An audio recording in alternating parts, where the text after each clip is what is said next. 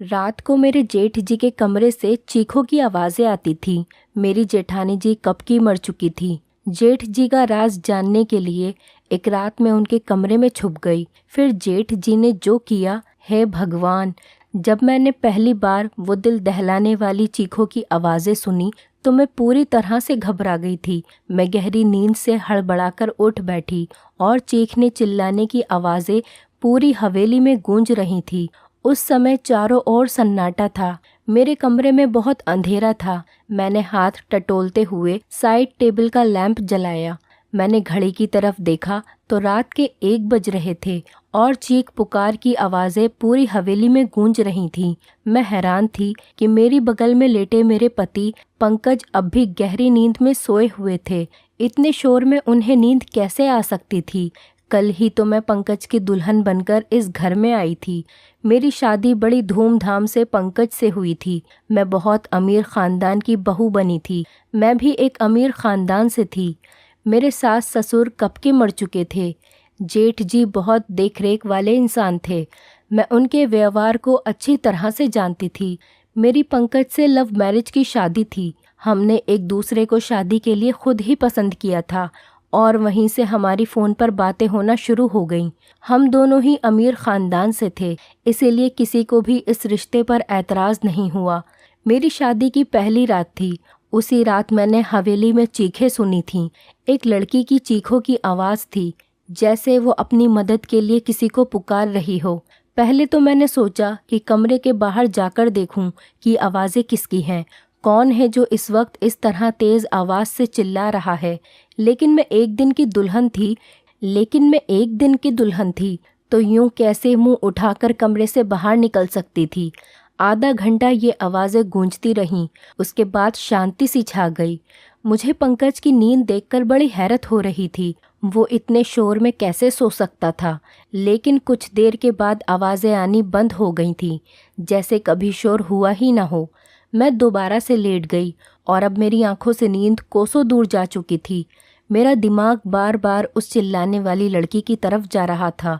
कौन थी वो लड़की और वो ऐसे क्यों चिल्ला रही थी और उसकी आवाज़ पर सब लोग क्यों खामोश थे, वरना एक हलचल सी मच जानी चाहिए थी।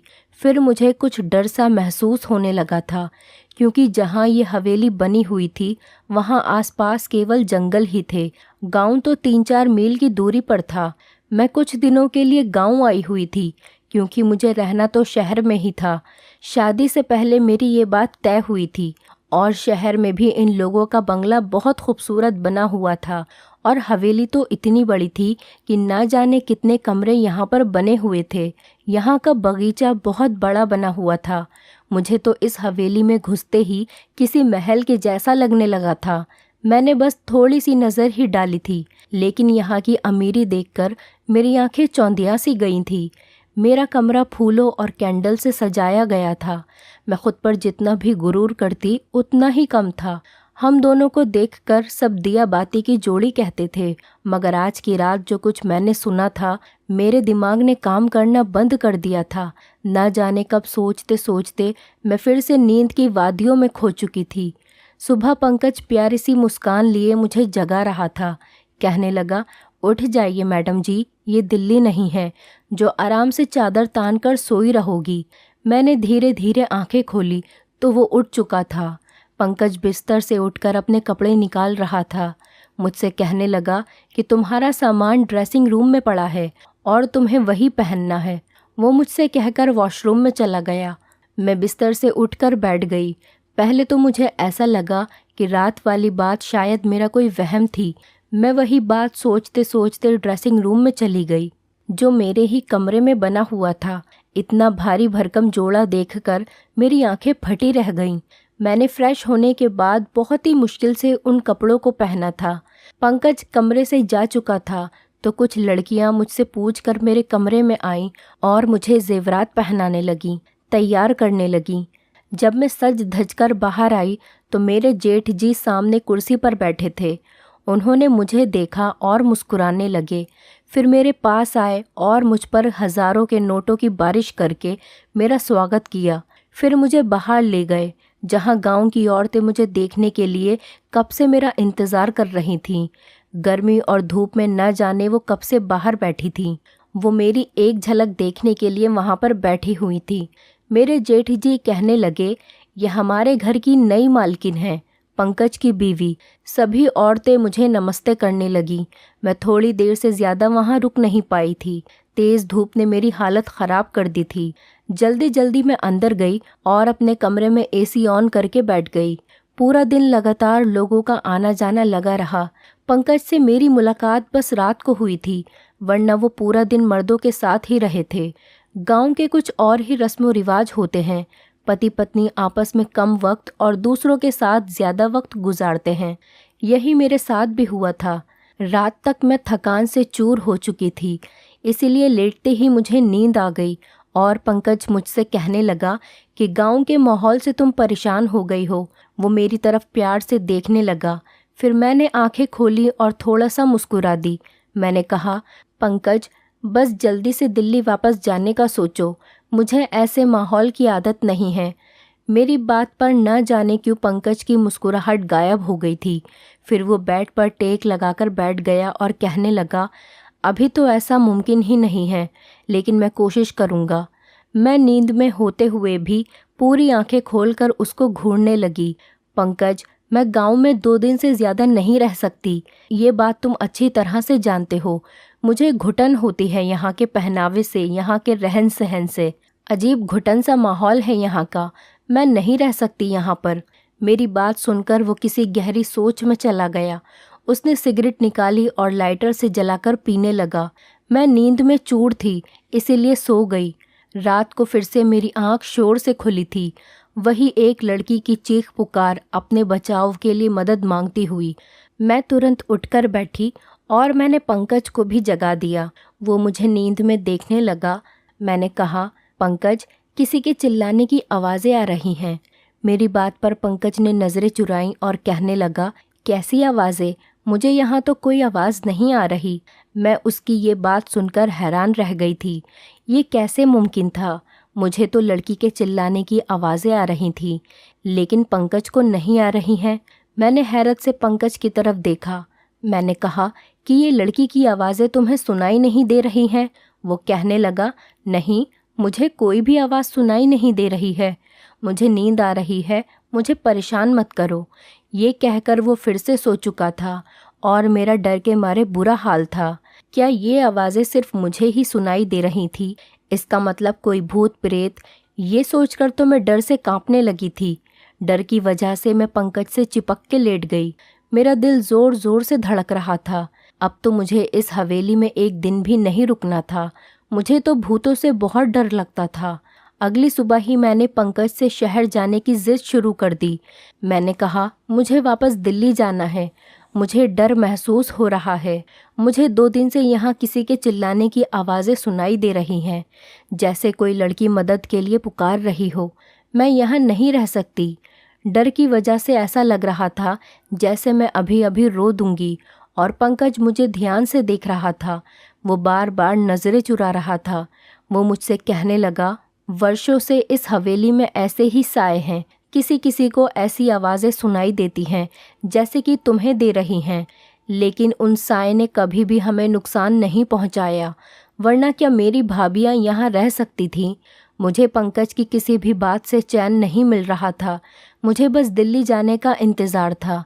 सुबह नाश्ते के वक्त मेरे जेठ जी ने पंकज से पूछा था कि तुम दिल्ली वापस कब जा रहे हो। ये सुनकर पंकज का चाय का कप हाथ में ही रह गया था, लेकिन मैं दिल ही दिल में खुश थी कि किसी को तो हमें गांव से दिल्ली भेजने का ख्याल आया। पंकज ने कहा, भाई, जो आपका आदेश। पंकज ने बहुत ही मुश्किल से ये बात कही थी। वो अपने बड़े भाई से बहुत डरता था। जेठ जी कहने लगे, आज शाम तक तुम दिल्ली जाने की तैयारी करो, वहाँ के काम देखो जाकर। मैं तो खुशी के मारे फूली नहीं समा रही थी। मैंने जल्दी से चाय ख़त्म की और कुर्सी पीछे खिसकाकर खड़ी हो गई तो मेरे जेठ जी कहने लगे, बहू, आज तुमने नाश्ता ठीक से क्यों नहीं किया? मैंने कहा, मुझे अपनी और पंकज की पैकिंग भी करनी है। शाम तक जाना है तो टाइम लग जाएगा। मेरी बात सुनकर जेठ जी पंकज को घूरने लगे और कहने लगे, तुमने बहू को ये नहीं बताया कि अब ये यहीं हवेली में ही रहेगी। ये बात मेरे दिल पर लग गई और मैं आश्चर्य से पंकज की तरफ देख रही थी। वो कहने लगा, मैं भूल गया था भाई। मेरे जेठ जी फिर मुझसे कहने लगे, बेटा तुम अब हमारी इज्जत हो और हमारे घर की औरतें हवेली से बाहर कदम नहीं रखती, तुम यहीं रहोगी, दिल्ली में केवल पंकज ही जाएगा। ये सुनकर तो मैं दंग रह गई थी कि पंकज ने पहले ये बात मुझे क्यों नहीं बताई। उसने यही कहा था कि कुछ वक्त मुझे गांव में रहना पड़ेगा, फिर वो मुझे अपने साथ दिल्ली ले जाएगा। मैं गुस्से की वजह से उठकर कमरे में चली गई। मुझे झूठ बोला गया था। कुछ देर के बाद ही पंकज कमरे में आया और मैं रोने लगी। मैंने कहा, मुझे इस भूत बंगले में नहीं रहना। तुमने मुझसे झूठ कहा था कि हम दिल्ली में रहेंगे। तुम अपने भाई से जाकर बता दो। मेरी बात सुनकर वो मेरे पास आकर बैठकर बहुत ही प्यार से बोला, मैं तुम्हें अभी दिल्ली नहीं ले जा सकता, बस तुम कुछ महीने यहाँ रह लो, वैसे ही रहो जैसे यहाँ की औरतें रहती हैं, फिर मैं तुम्हें दिल्ली लेकर जाऊँगा। मैंने कहा, मैं तुम्हारे बिना यहाँ नहीं रहूँगी। रात के वक्त वो चीखों की आवाज़ मेरी जान निकाल देगी। मुझे बहुत डर लगता है। वो मुझसे कहने लगा, तुम चीखों पर ध्यान मत दो, वो जो भी है तुम्हें कुछ नहीं करेगी, ये मैं तुमसे वादा कर सकता हूँ। तुम बस कमरा लॉक रखना और रात को बिल्कुल भी बाहर मत निकलना। पंकज की बातों ने तो मुझे बहुत ज़्यादा डरा दिया था। मैंने कहा, मैं अकेली रात को इस कमरे में नहीं सो सकती। पंकज कुछ देर तक सोचता रहा, फिर कहने लगा कि ठीक है, मैं भाई से कहकर एक नौकरानी का इंतज़ाम करवा दूंगा। वो तुम्हारे साथ रात को इस कमरे में सो जाया करेगी, लेकिन तुम बस ये कोशिश करना कि भाई को तुमसे कोई शिकायत ना हो। मैंने इस बात पर सिर हिला दिया। पंकज शाम को दिल्ली के लिए निकल चुका था और मैं अकेली रह गई। रात को मेरे साथ एक नौकरानी मेरे कमरे में सोने लगी थी। वो ज़मीन पर अपना बिस्तर बिछा लिया करती थी और लेट जाती थी। रात को जब वो चीखों की आवाज़ आती तो मेरी आंखें खुल जाती। मैंने महसूस किया था कि जिस वक्त चीखों की आवाज़ आती थी वो नौकरानी भी करवटें बदलती रहती थी। मुझे ये शक होने लगा था कि शायद वो भी उन आवाज़ों को सुन सकती है। कई बार मैंने उस नौकरानी से चीखों के बारे में पूछा तो उसके चेहरे का रंग उड़ जाता और वो डर जाती थी। फिर ना में सर हिलाने लगती थी और कहने लगती, मैंने ऐसी कोई आवाज़ें नहीं सुनी। मैंने उसके डर से ये तो अंदाज़ा लगा लिया था कि कहानी कुछ और ही है, इसलिए उससे कहा कि मैं जानती हूँ कि वो आवाज़ें तुम्हें भी सुनाई देती हैं। मेरी बात सुनकर वो मेरे सामने हाथ जोड़ने लगी और कहने लगी, इस बात का जिक्र हवेली में किसी से भी नहीं करना, वरना बहुत बुरा होगा। उस नौकरानी की बात सुनकर मुझे जानने की चाहत होने लगी थी कि आखिर मालूम भी तो हो कि सारा माजरा है क्या। मैंने रात को जब वो चीखों की आवाज़ सुनी तो ये ठान लिया कि सच्चाई क्या है इसका पता लगाकर ही रहूँगी, क्योंकि कहीं ना कहीं मुझे ये यकीन हो चुका था कि ये मामला भूत प्रेत का नहीं है। रात को चिल्लाने की आवाज़ सुनकर मैं उठकर खड़ी हो गई और दबे पांव अपने कमरे के दरवाजे के पास आई और धीरे से दरवाज़ा खोला। मुझे वो आवाज़ ऊपर की मंजिल से आ रही थी। मैं धीरे से चलती हुई ऊपर चढ़ गई। वहाँ से वो आवाज़ें मुझे और भी नज़दीक से सुनाई देने लगी थी। जब मैं उन आवाज़ों का पीछा करते हुए आगे बढ़ी तो सामने कमरे को देखकर मेरे होश उड़ गए। वो तो मेरे जेठ जी का कमरा था, जहाँ से लड़की की चीखों की आवाज़ें आ रही थीं। मेरे चेहरे का रंग उड़ चुका था। मैं वापस नीचे आ गई और अपने कमरे में आकर अपनी बढ़ती दिल की धड़कनों पर काबू पाने लगी। राजीव यानी कि मेरे जेठ जी के कमरे से आ रही थी। आवाज़ सुनकर मैं ये सोच भी नहीं सकती थी कि वो ऐसे भी हो सकते हैं। उनकी बीवी भी जिंदा नहीं थी, ना ही उन्होंने दूसरी शादी की थी। दुनिया के सामने वो कितने बड़े थे। फिर वो आवाज़ें, मैं खुद से ही बात करने लगी। मेरे दिल में उनकी बहुत इज्जत थी। मैं उनके बारे में इस तरह से सोच भी नहीं सकती थी। मेरी आंखों से आंसू बहने लगे। मैं अपने बेड पर बैठकर रोने लगी। मेरा जेठ और औरतों के साथ नहीं नहीं, ऐसा कैसे हो सकता है। गांव वाले तो उनकी बहुत इज्जत करते हैं। फिर ये सब क्या था? ये उनका कौन सा रूप था जो आज मैंने अपनी आंखों से देखा था? मेरी पूरी रात जागते हुए कटी थी, क्योंकि मैं उनके बारे में ऐसा सोच भी नहीं सकती थी। सुबह नाश्ते पर वो उसी तरह बैठे थे। मेरी आंखें देखकर चाय पीते हुए कहने लगे, पंकज ने फ़ोन पर बात नहीं की मेरी बहू से, तभी रो रो के आंखें सुजाली हैं। उनकी बात पर मैंने कोई जवाब नहीं दिया। मैं खुद ही मुस्कुराने लगी। फिर बोले कि पंकज वहाँ बहुत बिजी है, शायद इसीलिए फ़ोन नहीं कर पाया होगा। मैंने उनकी बात का कोई जवाब नहीं दिया। आज तो उनकी शक्ल देखने का भी मेरा दिल नहीं चाह रहा था। कैसा दोगला इंसान था। दिन में नेक और रहमदिल बना रहता था और रात को ये सोचकर ही मेरा शरीर कांपने लगा था। मैं सोच चुकी थी कि अब उनका पर्दाफाश करके ही रहूंगी, लेकिन मैं नहीं जानती थी कि मैं अपने लिए कितनी बड़ी मुसीबत खड़ी करने जा रही हूँ।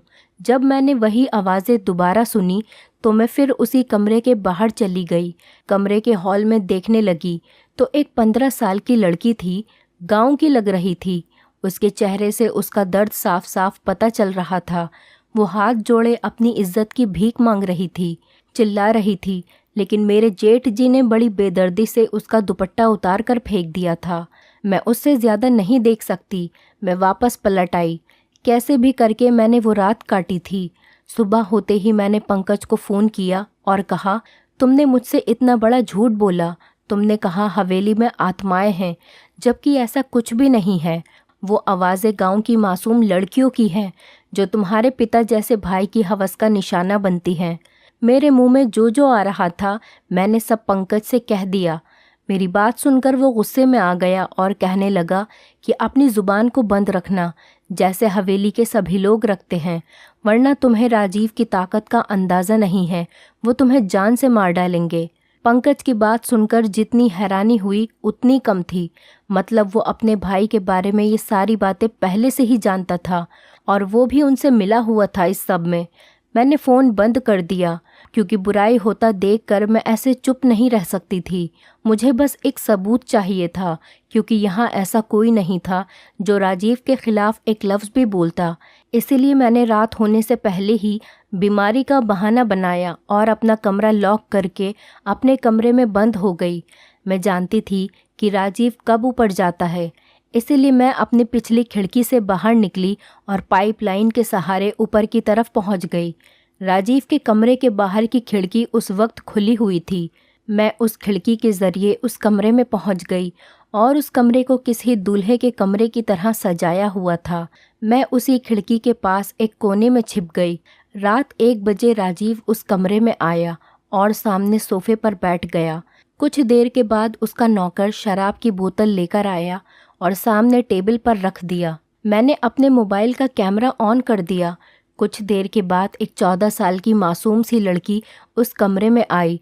वो चिल्ला रही थी, बार बार ये कह रही थी कि उसे उसके घर वालों के पास जाना है। वो नौकर उस लड़की को कमरे के अंदर धकेल कर कमरा बंद करके चला गया। राजीव एकदम आराम से सोफे पर बैठा उस लड़की की बेबसी का तमाशा देख रहा था, जो बहुत ज़्यादा रो रही थी, दरवाज़ा पीट रही थी, अपने बचाव के लिए मदद मांग रही थी, जिसकी चीख पुकार हवेली की बेजान दीवारों में गूंज रही थी। वहाँ के लोग इस जुल्म पर बिल्कुल खामोश थे। वो लड़की जब दरवाज़ा बजाकर थक गई तो राजीव के पास आकर हाथ जोड़ने लगी और कहने लगी, राजीव साहब, मुझे छोड़ दो, मुझे जाने दो, मैं तुम्हारी बेटी की उम्र की हूँ, मुझ पर तरस खाओ। उसकी बातें सुनकर मेरा जेठ गुस्से से उठा और उसके बाल पकड़कर कहर भरी नज़रों से देखते हुए बोला, किसी नीच जात की लड़की, तेरी इतनी हिम्मत कि तू मेरे सामने ज़ुबान चलाए। तुझे मैं बताता हूँ कि मेरे सामने ज़ुबान चलाने वालों का मैं क्या अंजाम करता हूँ। ये कहकर उसने उस लड़की को बड़ी ज़ोर से ज़मीन पर पटका, फिर उसकी गर्दन पर अपने पैर से मारने लगा। वो लड़की दर्द से बिलबिला उठी थी और मैं ये सब नहीं देख पा रही थी। न जाने कैसे मैंने खुद को काबू में किया। वहाँ खड़ी ये सब कुछ देख रही थी मैं। फिर मेरे जेठ ने उस लड़की को पकड़कर बिस्तर पर पटका और अपना सिगरेट जलाकर जैसे ही उसने लड़की के चेहरे पर लगाया, उस लड़की की चीख के साथ साथ मेरी भी चीखें निकल गईं। राजीव तुरंत ही वहाँ से पीछे हटा।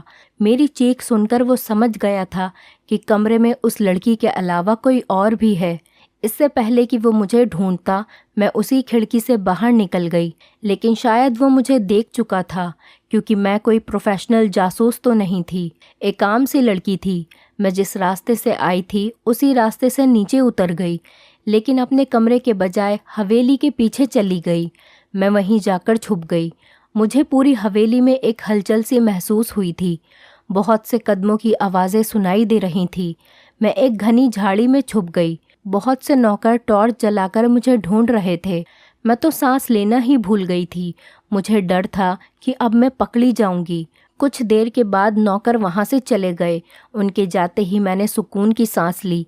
मैं एक बड़े से पेड़ पर चढ़ने लगी जो इस हवेली की दीवार से चिपका हुआ था। उस पेड़ पर चढ़कर मैंने दीवार से दूसरी तरफ देखा तो वो एक घना जंगल था। मैं वहाँ कूद गई थी। मैं नहीं जानती थी कि मैं उस जंगल को पार करने के बाद कहाँ पहुँच जाऊंगी, लेकिन मैं लगातार भाग रही थी। सुबह तक मैं भागती रही। जैसे ही हल्की हल्की रोशनी हुई मैं सड़क पर पहुँच चुकी थी। उसी वक्त एक बस दिल्ली जाने के लिए वहाँ से गुजर रही थी। मैं उस बस में बैठ गई और पूरे रास्ते भर मैंने अपना चेहरा दुपट्टे से छुपाए रखा। दिल्ली पहुँचते ही मैंने अपने पापा के दोस्त जो कि IPS अफसर थे, उन्हें ये वीडियो दिखा दी। मेरी वजह से उस गांव के इस घिनौने खेल का किस्सा ख़त्म हुआ था और राजीव के साथ साथ पंकज भी पकड़ा गया था। वो लोग गांव की कम उम्र लड़कियों के साथ गलत करके उसे दूसरे देश में भेजते थे और कुछ को मार देते थे, और मेरे पति दिल्ली से वही काम करते थे और इसीलिए वो मुझे अपने साथ नहीं लेकर गए थे। मैंने अब पंकज से तलाक ले लिया था क्योंकि मैं ऐसे इंसान के साथ ज़िंदगी नहीं गुजार सकती थी। मुझे खुशी थी कि मेरी वजह से बहुत सी लड़कियां बच गई थीं। दोस्तों, उम्मीद करती हूँ आपको हमारी कहानी पसंद आई होगी। कहानी पसंद आई है तो वीडियो को लाइक करें, चैनल पर नए हैं तो चैनल को सब्सक्राइब करें और हाँ, नोटिफिकेशन बेल को ज़रूर दबाएं ताकि अगली अपडेट सबसे पहले आपको मिले।